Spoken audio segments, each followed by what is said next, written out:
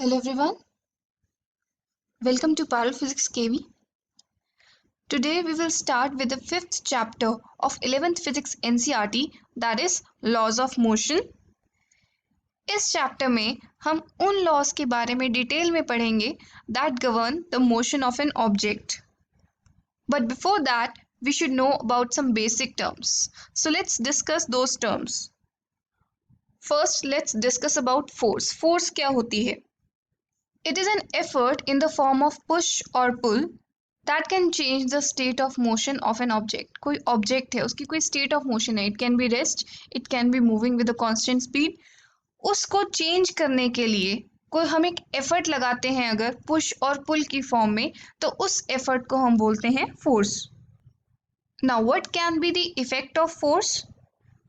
First, an object at rest can be made to move. अगर कोई object rest पे है हम उसको move कर सकते हैं. A moving object can be made to stop. अगर एक ऑब्जेक्ट मूव कर रहा है तो हम उसको स्टॉप भी कर सकते हैं. A moving object's speed can be changed. हम स्पीड बढ़ा भी सकते हैं, उसकी स्पीड कम भी कर सकते हैं. A moving object can be made to change its direction. अगर एक सर्टेन डायरेक्शन में एक ऑब्जेक्ट मूव कर रहा है हम उसकी डायरेक्शन भी चेंज कर सकते हैं. तो these are all the effects of force. Now let's discuss about the unit of force. Force की यूनिट क्या होती है? दो यूनिट्स हम डिस्कस करते हैं, absolute unit and gravitational unit. Let's take them up one by one. Absolute unit of force is Newton and we represent it with capital N. MK system में 1 Newton 1 kg metre पर second square के बराबर होता है. अगर CGS की बात करें तो सीजीएस में फोर्स की यूनिट होती है dine and 1 dyne is equal to 1 gram centimeter per second square. Now you can be asked कि 1 न्यूटन और 1 डाइन में क्या रिलेशन है?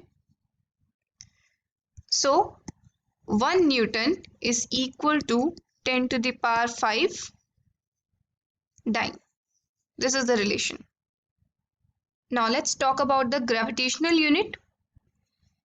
MK system में it is kg weight or kg force, and in CGS system the unit is gram weight or gram force. यहाँ पे बहुत simple सा कंसेप्ट है कि हमारे पास एक ऑब्जेक्ट है जिसका मास है m, तो ग्रेविटेशनल फोर्स उसके ऊपर कितनी लगेगी? you will study that the gravitational force will be equal to mg. तो मास से kg आता है और mg एक तरीके की फोर्स है, that's why the unit is named like this. Now ये भी फोर्स की ही यूनिट है, then there must be some relation between kg weight and Newton, और ग्राम वेट और डाइन्स में भी कोई ना कोई रिलेशन होना चाहिए. तो अगर ये मास हमारा 1 kg का है तो इसके ऊपर फोर्स कितनी लगेगी? देखो g की वैल्यू होती है 9.8 इन MK system, then the force will be 1 kg into 9.8 mg. So 1 kilogram weight is equal to 1 kg into 9.8 meter per second square, which is equal to 9.8 Newton. Similarly, 1 gram weight. So 1 gram weight means 1 gram of mass is there जिसके ऊपर gravitational force लग रही है, which is causing an acceleration of 9.8 into 10 to the power 2 centimetre पर second square. यहाँ पे हमने metre को सेंटीमीटर में कन्वर्ट कर दिया है, and I get 980 dynes, since dynes is equal to gram centimeter per second square. So this is the relation between the gravitational unit and absolute unit. Now let's discuss about the second quantity, which is the linear momentum. Linear momentum एक vector physical quantity होती है which is measured by the product of mass and velocity of an object. अगर एक object है जिसका मास है m, वो move कर रहा है with a certain velocity v vector, then the momentum is given by the product of mass of the object and the velocity vector of the object. Since velocity is a vector, therefore linear momentum is also a vector quantity. and the direction of linear momentum is same as the direction of velocity of the object. अगर वो इस side में जा रहा है with the speed v, तो इसी side में हमारा linear momentum भी होगा. तो हम यूनिट देख के बता सकते हैं क्या होगी. It must be kg meter per second. This is the SI unit of linear momentum and its dimensions will be ml t to the power minus 1. Let's have a look at a very simple question to understand linear momentum. Two objects m1 greater than m2 are moving with same momentum. Which is moving faster? हमारे पास दो objects हैं. एक है object m1 और दूसरा object है m2. This is m1 and this is m2. m1 का मास बड़ा है, m2 मास छोटा है. दोनों सेम मोमेंटम से मूव कर रहे हैं. One is moving with a vector, velocity vector, v1 vector, and the other one is moving with velocity vector, v2 vector.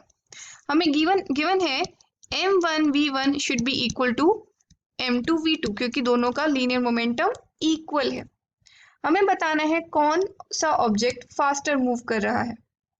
So we can easily find the ratio v1 upon v2 will be equal to m2 upon m1. And this quantity is less than 1 क्योंकि m2 m1 से छोटा है. So it means v1 is less than v2. तो second object हमारा fast move करेगा और first object हमारा slow move करेगा. इसका मतलब अगर हमारे पास एक ट्रेन है और एक साइकिल है, दोनों का इम्पैक्ट सेम बनाने के लिए, देखो ट्रेन का मास बहुत ज़्यादा होता है, m1 बहुत ज़्यादा है, साइकिल का मास बहुत कम होता है. लेकिन अगर हम चाहते हैं कि दोनों सेम ही इम्पैक्ट करें तो ट्रेन की वेलोसिटी बहुत कम होनी चाहिए और साइकिल की वेलोसिटी बहुत ज़्यादा होनी चाहिए, so that the momentum is same. तभी वो दोनों इक्वल इम्पैक्ट कर पाएंगे अगर वो किसी भी ऑब्जेक्ट से टकराते हैं तो. Let's discuss the third basic quantity which is the inertia of an object.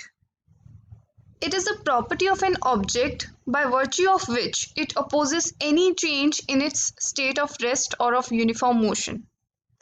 एक बॉडी है, वो मूव कर रही है, तो अगर हम सडनली ब्रेक लगाते हैं देन क्या वो इंस्टेंटली स्टॉप हो जाती है? नो. इनर्शिया चाहता है कि वो बॉडी मूव करती रहे. लेट्स सपोज हम बस में बैठे हैं.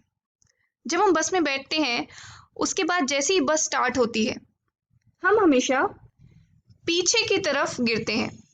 That is also because of inertia, कि हमारी बॉडी का एक इनर्शिया है, वो नहीं चाहता है कि हमारा स्टेट ऑफ मोशन चेंज हो. जितना ज़्यादा मास होगा एक बॉडी का उतनी ही उसमें इनर्शिया की टेंडेंसी होगी, उतना ही उसका इनर्शिया होगा. उसकी टेंडेंसी होगी कि मेरा मोशन चेंज नहीं होना चाहिए, मैं जिस भी स्टेट ऑफ मोशन में हूँ. So it is measured by the mass of the body. More is the mass, more is the inertia. जितना ज़्यादा मास होगा एक बॉडी का उतना ही उसका इनर्शिया होगा, एक तरह से रेजिस्टेंस होगी in the change of motion. In the next video, we will discuss about the Newton's laws of motion. That's all for now. Have a good day.